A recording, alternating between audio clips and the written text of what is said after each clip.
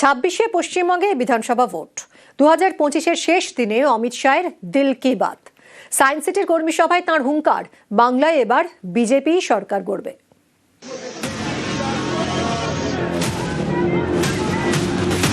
अमित शाह जी को जय श्री राम। अमित शाह जी स्वागतम। বুধবার 2025-এর শেষ দিনে সায়েন্স সিটিতে বিজেপির কর্মী সভা। এই মঞ্চ থেকেই হুঙ্কার অমিত শাহের। বললেন, দিল পে লিখলো হামারা সরকার বনেগা। যেই প্রার্থী হন তাকে জেতাতে হবে, সকলকে ময়দানে নামতে হবে। মঙ্গলবারও অমিত শাহের গলায় ছিল একই সুর।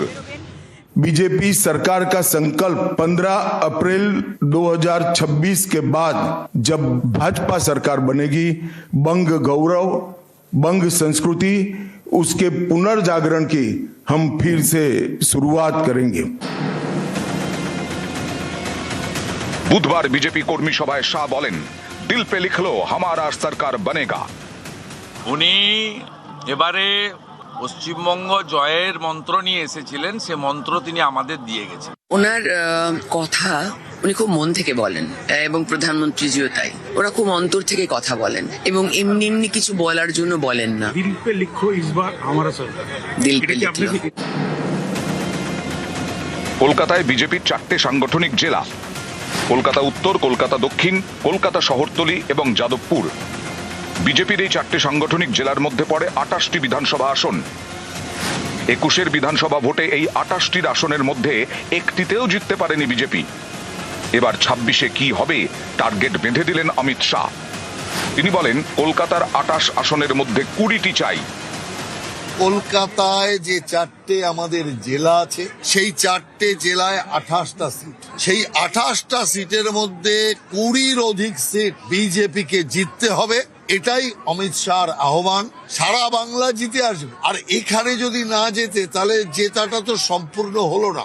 আর এই বাংলার জেতাটা শুধু বাংলা সরকারের পরিবর্তনের জন্য নয়, সারা দেশের পক্ষে একটা গুরুত্বপূর্ণ অধ্যায়।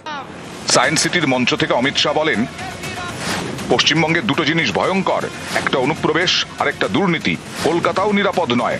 দিনে দিনে অনুপ্রবেশকারীদের দাপট বাড়বে, তখন আপনারা বিপদে পড়বেন। এই অবস্থা থেকে বাঁচতে হলে সরকারকে উপড়ে ফেলতে হবে।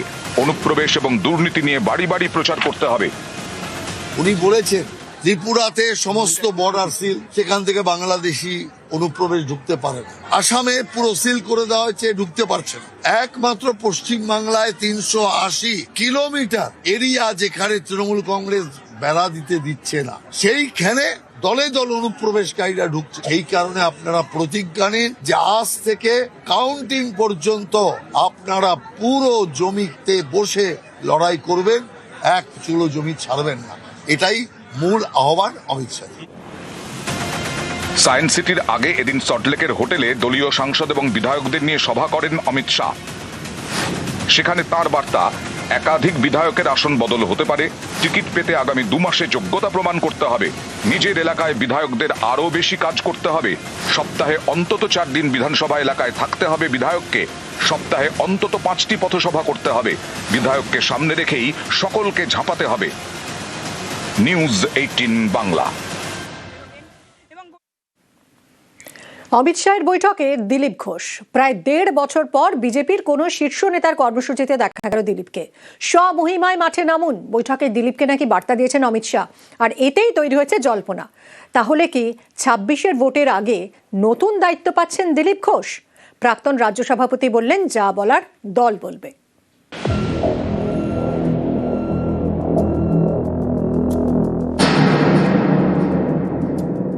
শোনার জন্য ডাকা হয়েছিল, শোনার জন্য। বলবে সেটা পার্টি জানে। মোদির সেনাপতি, বিজেপির নাম্বার 2 অমিত শাহ বঙ্গ সফরে এসে রাজ্য বিজেপির শীর্ষ নেতাদের সঙ্গে তিনি আলাদা করে বৈঠক করলেন।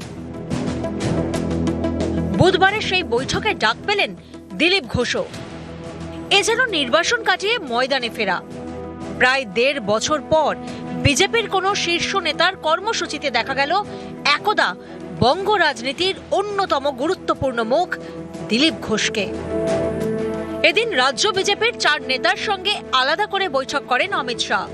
বিরোধী দলনেতা শুভেন্দু অধিকারী, রাজ্য বিজেপির সভাপতি শ্রমিক ভট্টাচার্য, বালুরঘাটের সাংসদ সুকান্ত মজুমদার এবং দিলীপ ঘোষ। প্রায় 20 মিনিট চলে এই বৈঠক। এই বৈঠকে অমিত শাহ নাকি দিলীপ ঘোষকে বলেন, আপনার বিরুদ্ধে দলে কে কি বলেছেন সে বিষয়ে কান দেওয়ার দরকার নেই। কেন্দ্রীয় নেতৃত্বের নির্দেশ, আপনি স্বমহিমায় মাঠে নামুন। শাহী বৈঠকের পরই স্বমহিমায় দিলীপ।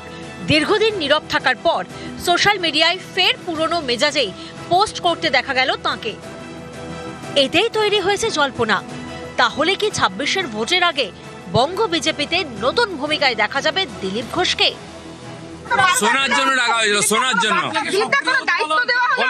বলবে কোনো বিশেষ দায়িত্বে দেখা যাবে দিলীপ ঘোষকে? সেটা পার্টি জানে। 2015 সালে রাজ্য বিজেপির সভাপতি করা হয় দিলীপ ঘোষকে। তাঁর আমলেই বাংলার ভোটের ময়দানে বিজেপির উত্থান। 2019-এর লোকসভা নির্বাচনে বিজেপির আসন সংখ্যা 1 লাফে 2 থেকে বেড়ে হয় 18। 2021-এর বিধানসভা নির্বাচনে আসন সংখ্যা 3 থেকে বেড়ে হয় 77। গত বিধানসভা ভোটের পর রাজ্য সভাপতি পদে দিলীপের মেয়াদ ফুরোয়। তারপর থেকেই দিলীপ এবং বিজেপির সম্পর্কে টানাপোড়েন চলছে। গত লোকসভা ভোটে মেদিনীপুরের পরিবর্তে বর্ধমান দুর্গাপুর কেন্দ্র থেকে প্রার্থী করা হয় দিলীপ ঘোষকে। দিলীপ হারেন। বিজেপির আসন সংখ্যা 18 থেকে কমে হয় 12। সেই সময় থেকে বিজেপির কোনো বড় অনুষ্ঠানই দিলীপকে দেখা যায়নি। নরেন্দ্র মোদী এসেছেন, অমিত শাহ এসেছেন, কিন্তু মঞ্চে দেখা যায়নি দিলীপ ঘোষকে। অসন্তোষ গোপন করেননি দিলীপও।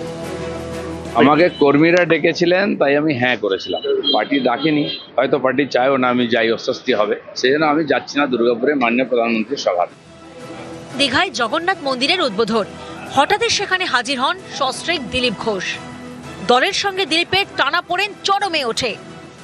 কিছু লোক আছে যারা, বললাম না, পার্টিকে কবজা করতে এসে নতুন নতুন বিজেপি হয়েছে, তারা একটু ঝামেলা করার চেষ্টা করছে। এটা হবে না। আমরা রক্ত দিয়ে ঘাম দিয়ে পার্টি দাঁড় করিয়েছি, লক্ষ লক্ষ কর্মী বাড়িতে বসে আছে, এরাই কাজ করতে দিচ্ছে না। হঠাৎ বিজেপি যারা, তারা হঠাৎ এসছে হঠাৎ যাবে, বিজেপির কিছু যায় আসে না। শ্রমিক ভট্টাচার্য রাজ্য বিজেপির সভাপতি হওয়ার পর নতুন পুরনো সবাইকে সঙ্গে নিয়ে চলার বার্তা দেন। দায়িত্ব নেওয়ার দিনই বুঝিয়ে দেন দলে আদি নব্যের দ্বন্দ্ব তিনি চান না। আমাদের এখানে কোনো ভেদাভেদ নেই, আমাদের এখানে কোনো বেঙ্গল লাইন দিল্লি লাইন নেই, আমাদের এখানে কোনো নেতার অনুগামী নেই। আমরা সবাই একটা প্রতীকের অনুগামী। ক্ষণিকের জন্য কোথাও দূরত্ব তৈরি হতে পারে, কিন্তু এর অর্থ এটা নয় যে সে দলের বাইরে চলে গেছে। এরপরও রাজ্য বিজেপির কর্মকাণ্ডে দিলীপ ঘোষকে বিরাটভাবে দেখা গিয়েছে এমনটা বলা যাবে না। সেই ধারাতেই বুধবার বদল। শাহী বৈঠক, সেখানে দিলীপ ঘোষ। তাহলে কি বিজেপির মিশন 26-এ ফের পুরনো মেজাজেই দেখা যাবে দিলীপ ঘোষকে? দিলীপ কি এবার নতুন দায়িত্বে?